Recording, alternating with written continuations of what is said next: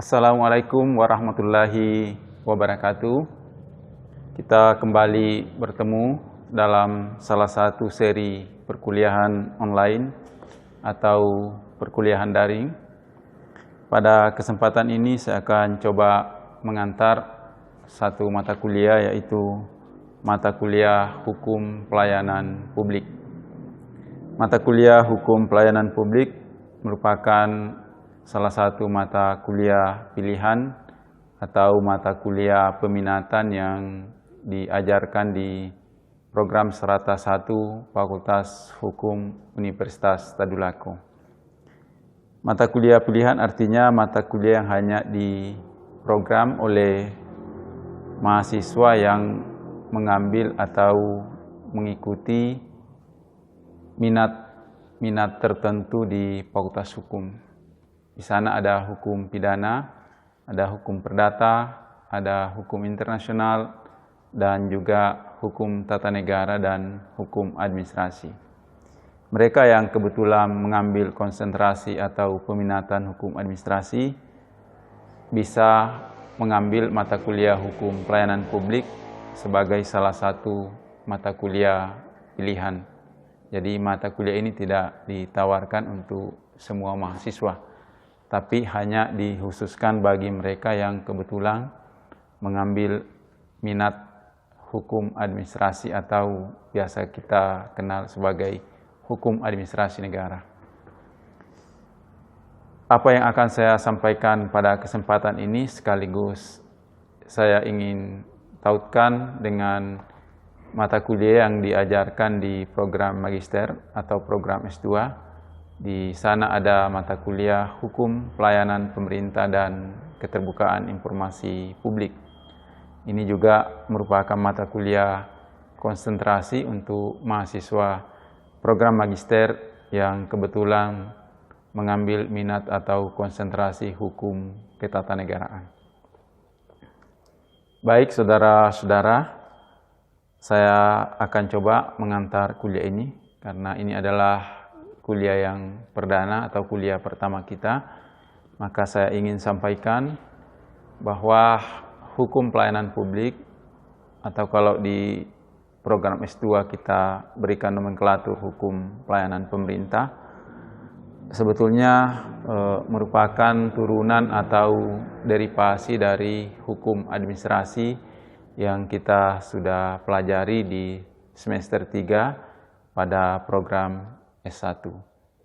Artinya apa yang akan disampaikan di mata kuliah Hukum Pelayanan Publik ataupun di mata kuliah Hukum Pelayanan Pemerintah ini itu harus kita kaitkan atau kita tautkan dengan konsep-konsep yang telah atau pernah kita pelajari ketika memprogramkan mata kuliah Hukum Administrasi. Ini terkait dengan 3 pendekatan dalam hukum administrasi. Saya akan refresh kembali ingatan kita bahwa di awal-awal ketika kita belajar hukum administrasi, maka kepada kita diperkenalkan 3 pendekatan dalam hukum administrasi. Pendekatan yang pertama adalah pendekatan terhadap kekuasaan pemerintah. Artinya, semua tindakan, semua perbuatan yang dilakukan oleh pemerintah, badan atau pejabat tata usaha negara harus bisa ditunjukkan dasar hukumnya dalam peraturan perundang-undangan. Artinya tidak ada tindakan, tidak ada perbuatan yang tidak memiliki atau tidak punya dasar hukum. Nah, nanti ada konsep diskresi, ada kewenangan diskresional.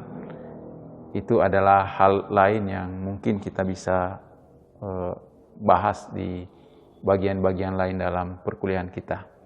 Tapi untuk kesempatan ini saya ingin tegaskan bahwa pendekatan pertama dalam hukum administrasi adalah pendekatan terhadap kekuasaan pemerintah yang bisa diberikan makna bahwa semua tindakan atau semua perbuatan yang dilakukan oleh aparatur, badan atau pejabat tata usaha negara harus bisa ditunjukkan dasar hukumnya.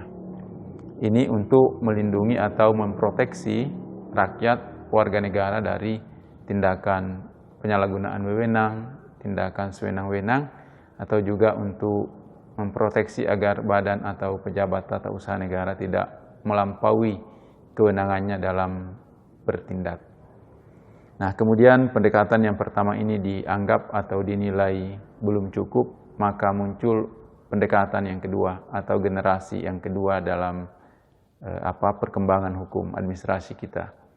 Pendekatan yang kedua adalah pendekatan terhadap hak-hak dasar atau pendekatan terhadap hak asasi manusia. Artinya bahwa pendekatan yang pertama tadi dinilai belum cukup, maka dia harus dilengkapi dengan pendekatan atas hak dasar. Kenapa dinilai belum cukup? Karena bisa jadi pemerintah bertindak berdasarkan suatu peraturan perundang-undangan tertentu, tapi tidak ada jaminan bahwa perundang-undangan yang dimaksud sudah cukup memberikan jaminan perlindungan hukum terhadap warga negara, jaminan perlindungan hukum terhadap rakyat. Oleh karena itu diperkenalkan pendekatan yang kedua yang kita sebut dengan pendekatan hak-hak dasar. Artinya, peraturan perundang-undangan yang menjadi dasar pemerintah bertindak harus peraturan perundang-undangan yang demokratis, harus peraturan perundang-undangan yang memberikan perlindungan hukum terhadap rakyat, dan harus peraturan perundang-undangan yang menghormati hak-hak dasar warga negara. Nah, kemudian dalam perkembangannya ternyata pendekatan terhadap kekuasaan pemerintah, pendekatan terhadap hak-hak dasar juga dinilai belum cukup untuk memberikan perlindungan yang maksimal terhadap rakyat manakala ia berinteraksi dengan pemerintah atau manakala dia melakukan hubungan timbal balik antara pemerintah.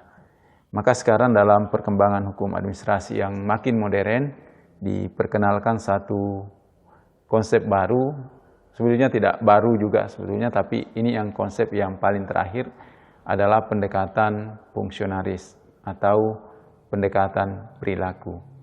Kenapa diperkenalkan pendekatan perilaku?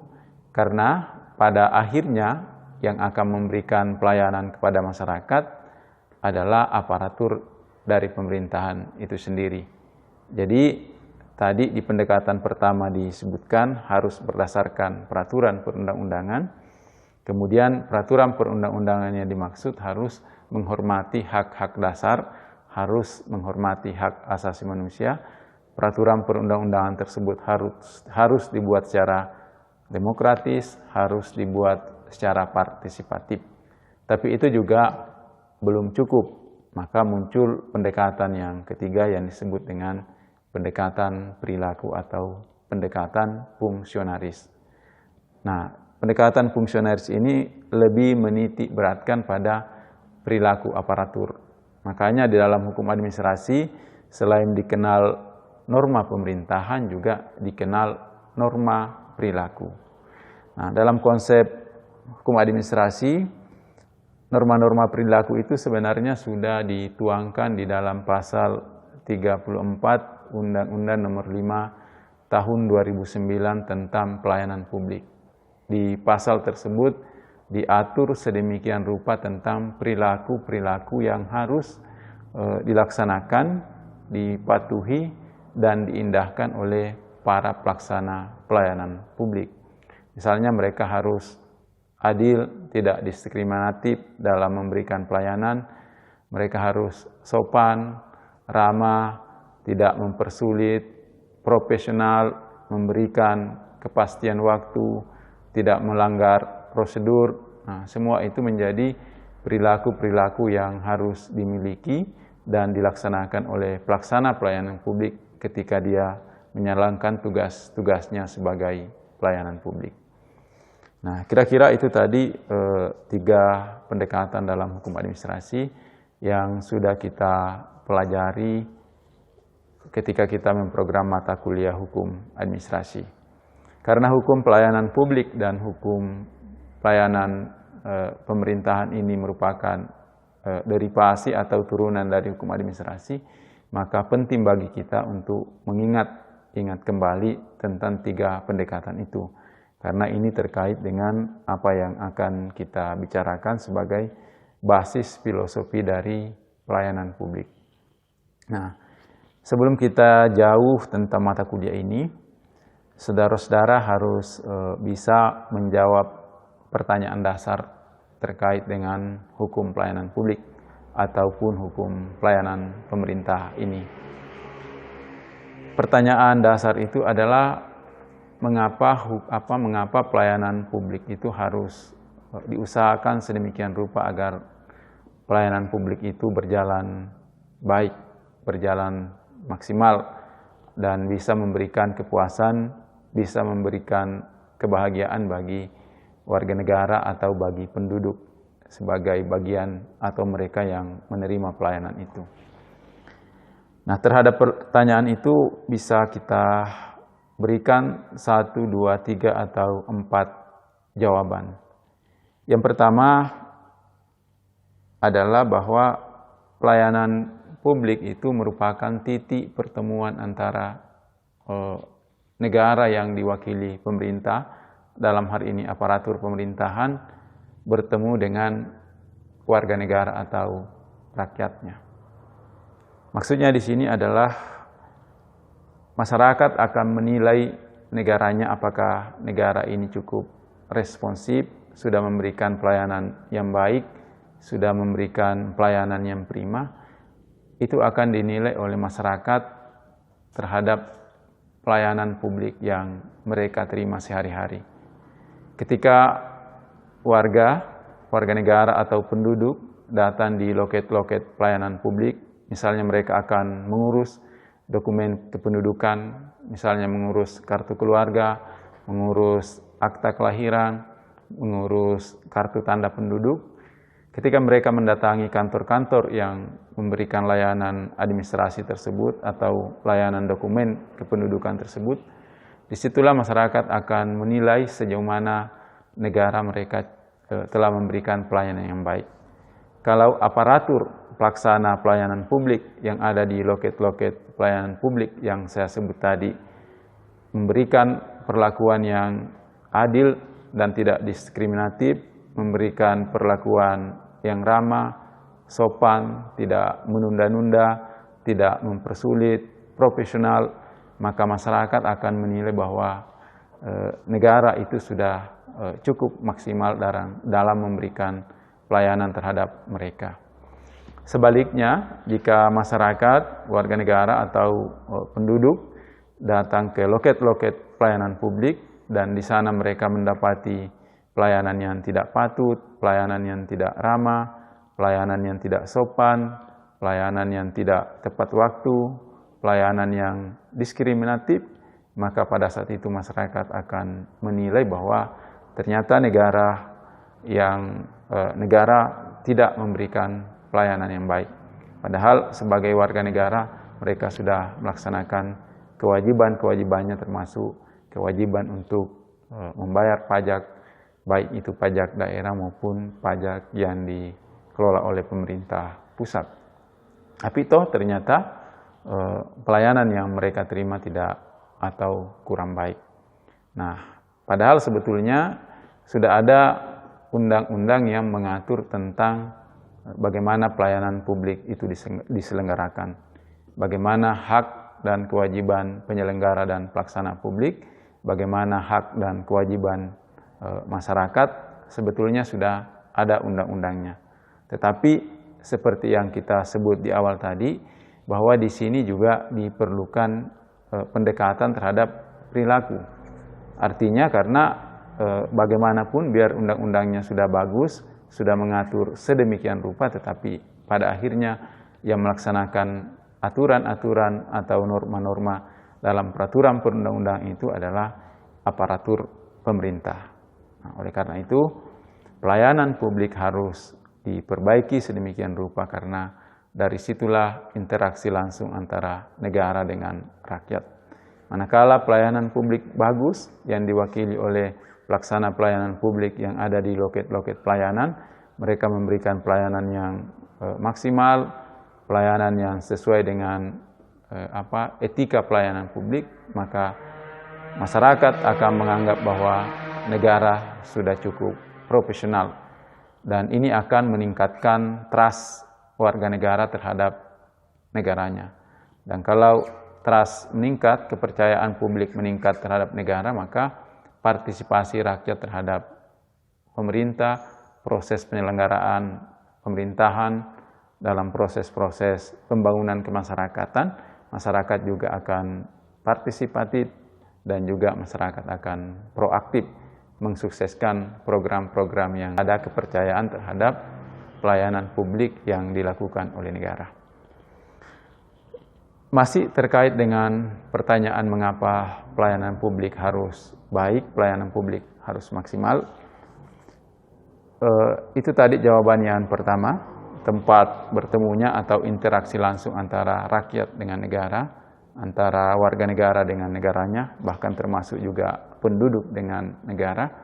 Maka jawaban yang kedua yang kita bisa berikan adalah bahwa pelayanan publik itu merupakan pelayanan yang bersifat monopolistis.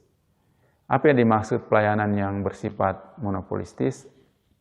Yaitu pelayanan yang hanya bisa disediakan oleh negara dan instansi tertentu, lembaga-lembaga tertentu yang ada di dalam negara tersebut. Pelayanan yang tidak bisa dikompetisikan dan pelayanan yang tidak bisa diperoleh di tempat lain kecuali di lembaga atau di instansi yang memang diberikan wewenang oleh peraturan perundang-undangan untuk memberikan pelayanan tersebut. Supaya lebih mudah saya kasih contoh seperti ini.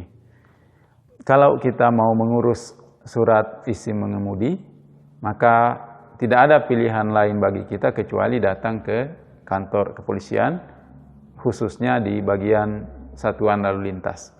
Karena negara melalui peraturan perundang-undangan yang ada hanya memberikan pelayanan ini dilakukan oleh kepolisian, khususnya satuan lalu lintas tadi. Nah, ketika kita membutuhkan surat izin mengemudi, maka tidak ada pilihan lain bagi warga negara yang membutuhkan dokumen tersebut untuk tidak datang ke kantor kepolisian, karena hanya di sanalah surat izin mengemudi itu bisa dikeluarkan. Kita tidak bisa ke dinas perhubungan, tidak bisa ke dinas pariwisata, tidak bisa ke dinas pertambangan. Seburuk-buruk apapun pelayanan yang disediakan di tempat yang tadi, kita tidak ada pilihan lain kecuali harus melakukan pelayanan di tempat itu. Nah, begitu juga kalau kita ingin mengurus tentang izin-izin yang berkaitan dengan pertambangan, izin-izin lingkungan hidup, maka tidak ada tempat lain kecuali kita harus datang ke dinas pertambangan misalnya, ke dinas lingkungan hidup, karena memang hanya instansi itu yang diberikan oleh wewenang oleh pemerintah untuk memberikan layanan terkait dengan izin-izin yang kita sebutkan tadi. Nah, artinya di sini pelayanannya menjadi monopolistis, tidak bisa dikompetisikan. Dan lazimnya pelayanan-pelayanan yang bersifat monopolistis itu, ya namanya saja monopolistis, artinya kadang-kadang yang melakukan yang menyelenggarakan pelayanan itu karena tidak ada pilihan lain bagi masyarakat kecuali datang di situ, maka biasanya muncul sikap arogansi yang dilakukan oleh oknum-oknum yang ada di instansi tempat pelayanan publik itu diselenggarakan. Kenapa muncul arogansi? Karena ya Anda mau kemana? Tetap saja Anda kalau membutuhkan dokumen ini, Anda harus datang di kantor ini. Dan kalau datang di kantor ini harus bertemu dan berhadapan dengan saya selaku pelaksana pelayanan yang ada di sini. Jadi relasi antara pelayan yang dilayani itu menjadi tidak seimbang, karena yang satu sangat membutuhkan layanan itu dan yang pihak yang kedua pemberi layanan itu bisa memonopoli pelayanan itu. Nah, oleh karena itu ini harus diatur, harus ada intervensi peraturan perundang-undangan di sini. Nah, oleh karena itu lahirlah pasal 34 Undang-Undang Pelayanan Publik yang mengatur bukan hanya norma pemerintahannya, tetapi sudah mengatur norma perilaku pelaksana aparatur pelayanan publik. Ketika Anda duduk di loket-loket pelayanan publik, ketika Anda menjadi pelaksana pelayanan publik, maka perilaku Anda itu harus menyesuaikan dengan apa yang diatur di dalam pasal 34 Undang-Undang Nomor 25 Tahun 2009. Artinya kalau Anda seorang yang tidak ramah, Anda seorang yang mungkin senang meremehkan orang lain, ya itu sikap pribadi Anda. Tetapi begitu Anda melaksanakan Anda duduk di tempat tugas Anda, di loket-loket pelayanan publik itu, Anda bertugas di situ, maka sikap yang ramah tadi, sikap yang diskriminatif tadi itu Anda harus tinggalkan dan menyesuaikan diri dengan perilaku yang diatur oleh peraturan perundang-undangan. Karena untuk menghindari agar rakyat tidak dalam posisi posisi yang tidak sejajar dengan para pelaksana pelayanan publik. Nah, itu yang terkait dengan pelayanan yang sifatnya monopolistis. Beda kalau pelayanan yang dilakukan oleh swasta yang sifatnya bisa dikompetisikan. Artinya misalnya kalau saya punya uang dalam jumlah besar, saya ingin menyimpannya di bank A misalnya, tetapi ketika saya masuk ke bank tersebut, ternyata bank itu kurang memberikan pelayanan yang baik, maka saya bisa pindah ke bank B. Kemudian di bank B juga ternyata pelayanan yang saya harapkan itu tidak terpenuhi, artinya ekspektasi saya terhadap pelayanan itu tidak terpenuhi, maka saya pindah ke bank C. Bank C juga tidak memberikan pelayanan yang maksimal, saya bisa pindah ke bank yang lain. Nah, itu kalau pelayanan yang sifatnya bukan pelayanan publik yang diselenggarakan oleh pemerintah. Artinya kita ada pilihan, dan ketika kita ada pilihan, maka biasanya penyelenggara pelayanan itu akan menawarkan pelayanan yang mereka akan berlomba untuk memberikan pelayanan sebaik-baiknya terhadap pelanggan, pelayanan sebaik-baiknya terhadap konsumen. Nah, beda di pelayanan publik yang monopolistis, masyarakat tidak punya pilihan lain. Sehingga karena masyarakat tidak punya pilihan lain, kadang-kadang di tempat-tempat penyelenggaraan pelayanan publik yang monopolistis itu, ya biasa terjadi penyalahgunaan wewenang, biasa terjadi tindakan yang sewenang-wenang, dan mungkin juga ada tindakan-tindakan yang sudah melampaui wewenang. Termasuk di sini mungkin ada tindakan-tindakan yang tidak sesuai dengan etika administrasi publik yang harusnya dijalankan oleh mereka yang ada di loket-loket pelayanan publik. Nah, kemudian jawaban yang ketiga terhadap pertanyaan kenapa pelayanan publik itu harus diperbaiki dan diupayakan secara terus-menerus untuk makin baik dari hari ke hari. Karena dalam pelayanan publik ini, rakyat merupakan pemegang saham. Artinya semua proses penyelenggaraan pemerintahan, proses-proses pembangunan yang diselenggarakan oleh pemerintah itu, sebetulnya pemegang sahamnya di situ adalah rakyat.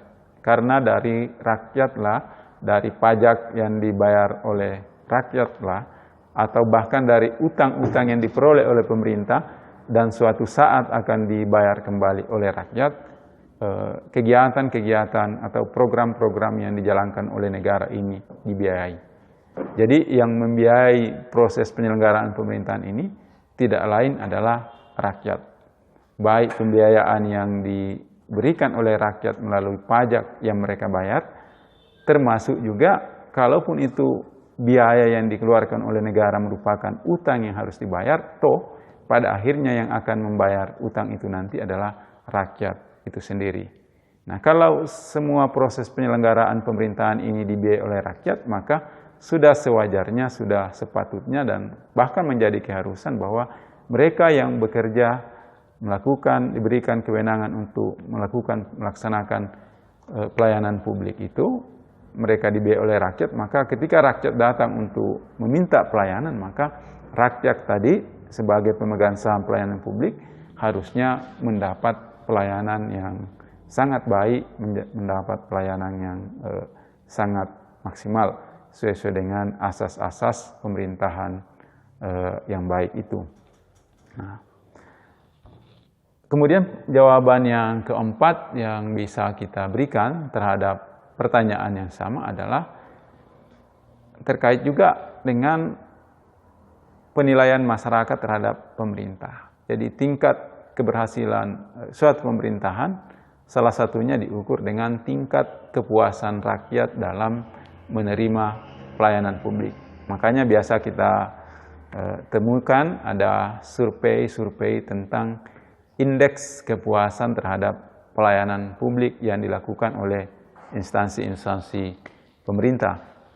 Nah, di situ ingin diukur sejauh mana suatu lembaga pemerintah itu sudah memberikan pelayanan publik yang maksimal terhadap rakyatnya, yang maksimal terhadap warga negaranya. Misalnya di lembaga-lembaga tertentu secara mandiri atau mungkin dilakukan oleh lembaga-lembaga di luar pemerintahan, bisa kita ukur indeks kepuasan terhadap lembaga-lembaga yang ada di pemerintahan kita.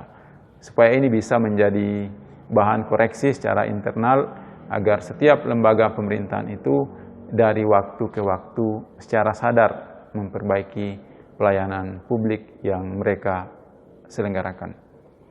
Nah, itu mungkin yang bisa kita kuliahkan pada kesempatan ini. Saya ingin merangkum kembali sebelum saya akhiri.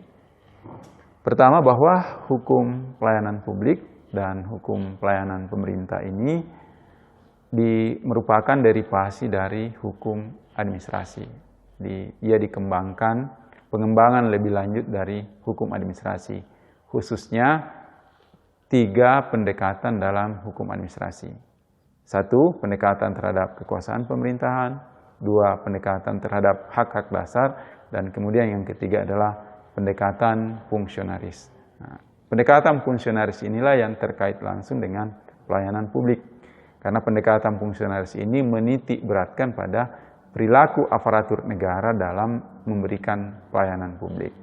Maka dari situ kita harus menjawab satu pertanyaan dasar, pertanyaan filosofis, mengapa pelayanan publik itu harus baik, mengapa pelayanan publik itu harus diatur sedemikian rupa sehingga memberikan kepuasan bagi masyarakat. Nah, jawaban atas pertanyaan itu setidaknya ada 4, tapi jawaban ini tidak final, bisa dikembangkan lagi. Pertama, pelayanan publik merupakan titik pertemuan antara negara dengan warga negaranya. Kalau pelayanan publiknya bagus, maka warga negara akan memberikan trust terhadap negara, dan kalau trust itu baik terhadap negara, terhadap pemerintah, maka warga negara akan semakin giat berpartisipasi dalam program-program yang dilakukan oleh pemerintahnya. Yang kedua, bahwa pelayanan publik itu harus baik karena pelayanan ini bersifat monopolistis, artinya hanya dapat dilakukan oleh lembaga-lembaga tertentu yang diberikan kewenangan tertentu oleh peraturan perundang-undangan. Kalau misalnya surat izin mengemudi, tidak ada tempat lain kecuali di kantor polisi. Kalau misalnya izin-izin yang berkait dengan praktik kedokteran, biasanya diperoleh di instansi-instansi yang terkait dengan kesehatan. Nah, itu tidak bisa diperoleh di tempat lain. Maka dia menjadi sangat monopolistis.